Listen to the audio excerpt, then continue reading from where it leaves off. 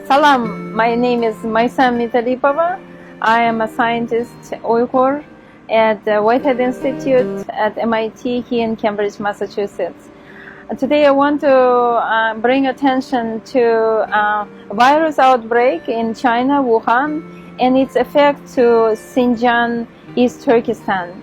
We know that the virus is already outside of the around the world, and especially I particularly worry about the outbreak in Xinjiang, East Turkestan. And why? Because up to 3 million of Uyghur people and other Turkic people are in detention in concentration camps.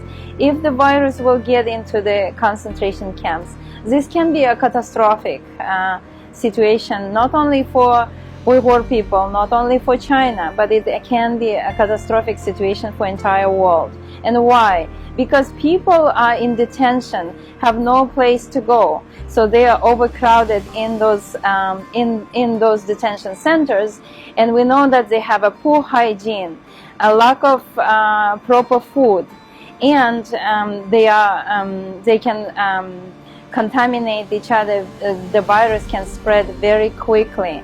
And death toll, knowing that this virus is deadly, the death toll could be thousands, if not hundreds of thousands, up to 1 million in very short period of time.